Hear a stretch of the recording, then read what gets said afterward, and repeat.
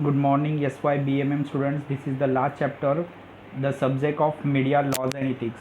Last chapter, that is ethics. Okay. So, ethics. What is the meaning of ethics? Ethics means a system, moral principles, rules, and conduct. Okay. We are living in the society. So, when we are living in the society, we have to follow some types of principles, some types of rules, which is conducted by some people who are ruling in our country.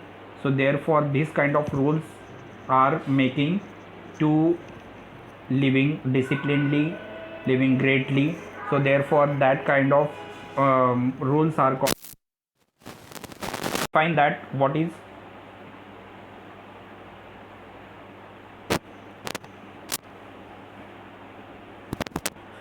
So these three words actually define that who are right, who are wrong. Okay किसका behaviour right है, किसका behaviour wrong है, ये दिखाने की कोशिश करते हैं ये तीन word, right, fair and प्रॉपर्स. Right.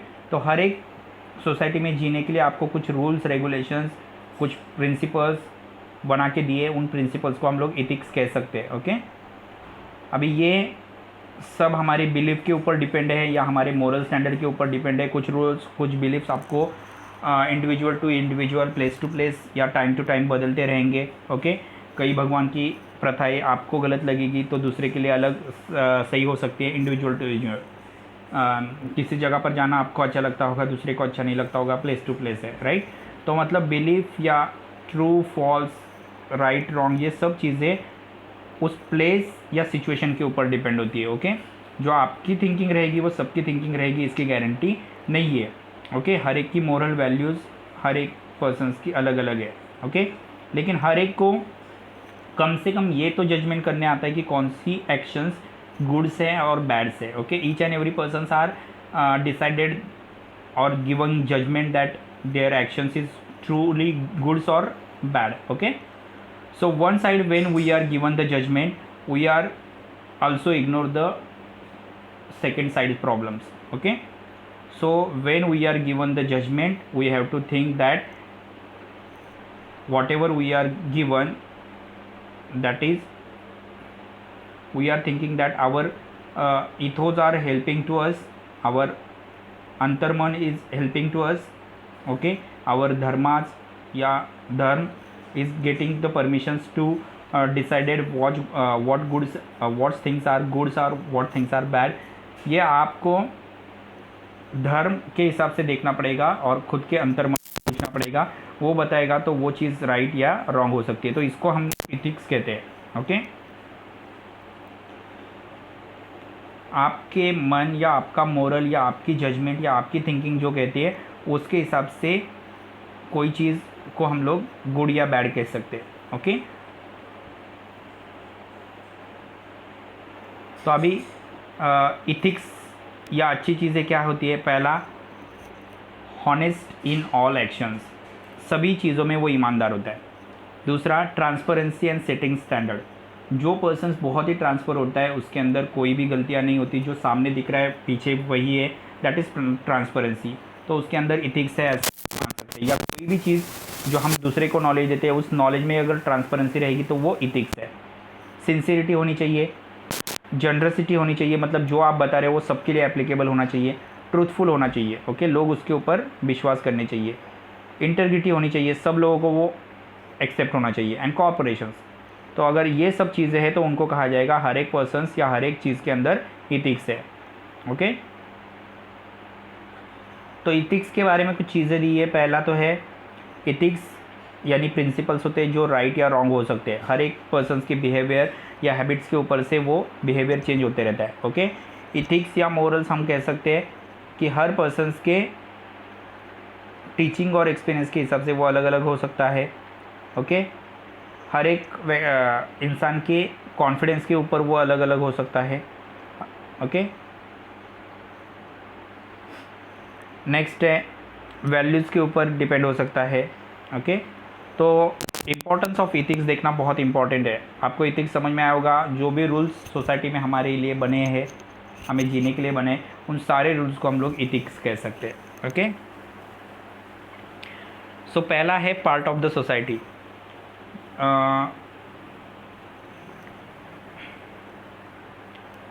जैसे बिजनेस करते हो तो बिजनेस भी एक पार्ट ऑफ द सोसाइटी है, राइट। आप जब बिजनेस सोसाइटी में बिजनेस करते हो तो एक टाइप का वो क्या होता है, वो एक टाइप का सोसाइटी के कुछ रूल्स रेगुलेशन के हिसाब से आपको करना पड़ता है। जैसे अगर आप टैक्स पेमेंट नहीं करोगे तो वो रूल्स के हिसाब से नहीं है, तो इसको हम लोग इथिक कह सकते हैं।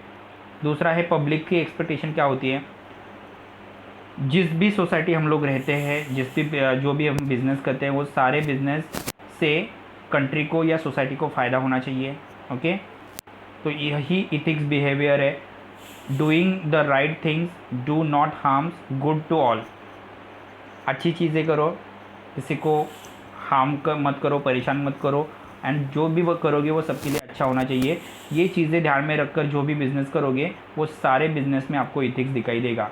जैसे अगर आप कॉलेज स्टूडेंट हो, आप अगर पान मसाला की जैसे एडवर्टाइजिंग करोगे तो वो इथिक्स नहीं है, राइट। वो आपके लिए नहीं है क्योंकि वो अनसेफ प्रोडक्ट है, ओके। नेक्स्ट है ट्रस्ट ऑफ एम्प्लॉयज़। जो भी आपके अंडर काम कर रहा है उसके लिए आपकी मोरल्स एंड प्रोडक्टिविटी अच्छी होनी चाहिए। हर एक एम्प्लॉयज़ को इक्वल मानना है, उनको अच्छी टीम या उनका वर्क कल्चर बढ़ाना है, ओके। ये इथिकल प्रैक्टिसेस है। इमेजेस, कॉस्ट बेस्ड कंपनीज, ये सब आपको एक टाइप से इथिक्स शो आउट करती है। अभी नॉर्मल बेनिफिट्स क्या है। पहला है सेटिस्फाइंग ह्यूमन नीड्स। अगर आप फेयर हो, हॉनेस्ट हो या इथिकल हो तो आपकी सारी बेसिक नीड या ह्यूमन नीड्स कंप्लीट हो सकती है, ओके। हर एक एम्प्लॉई जो ऑर्गेनाइजेशन में काम करता है वो अगर फेयर और इथिकल प्रैक्टिस करेगा या प्रैक्टिसेस से करेगा तो उसको उसकी सारी ह्यूमन नीड्स कंप्लीट होती है। दूसरा, क्रिएटिंग क्रेडिटिबिलिटी। अगर आप मोरल वैल्यूज़ को मानते हो तो सोसाइटी आपके काम को या आपके वर्किंग की इंफॉर्मेशंस को या आपने किए हुए सारे कामों को आपको क्या करती है, क्रेडिट देती है, ओके। अगर आप गवर्नमेंट को अच्छा कॉरपोरेट करते हो, सोशल रिस्पॉन्सिबिलिटी मानते हो, तो ये सब चीज़ें क्या करती है, एक बिजनेस ऑर्गेनाइजेशन उसी के साथ सोसाइटी को भी डेवलप करने का काम करती है। नेक्स्ट है uniting peoples and leadership.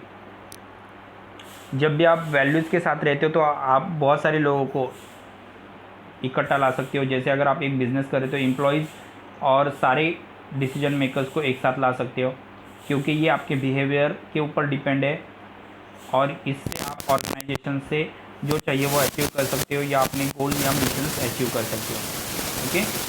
Next है इम्प्रूविंग डिसीजन मेकिंग। हर एक इंसान को लाइफ में कौन सी चीज़ राइट है या रॉन्ग है ये समझने के लिए डिसीजन मेकिंग लेने की आदत होनी चाहिए, ओके। इसलिए उसको इथिक्स या कुछ वैल्यूज़ मालूम होनी चाहिए, ओके। Long term gain. कई बार हम लोग जो इथिक्स या हम लोग जो सोसाइटी में या ऑर्गेनाइजेशन के लिए करते हैं उसके बेनिफिट्स आपको बहुत लॉन्ग टाइम के बाद मिलेंगे। So it's a long run game, okay. So ये चीज़ें आपको याद रखनी है इथिक्स के हिसाब से, ओके। जैसे टाटा नैनो कंपनी फेलर होके आज वो बहुत बड़ी कंपनी बन गई है, ओके। नेक्स्ट है सिक्योरिंग द सोसाइटी। जो भी लॉज या कायदे कानून बनते हैं ये सारे कायदे कानून क्या करते हैं, सोसाइटी को सिक्योर करने का काम करते हैं। ये एक मशीनरी है जो म्यूटली काम करती है लेकिन सोसाइटी को सिक्योर करती है, इन्वायरमेंट को सिक्योर करती है, ओके। तो ये है ethics, okay. Thank you students.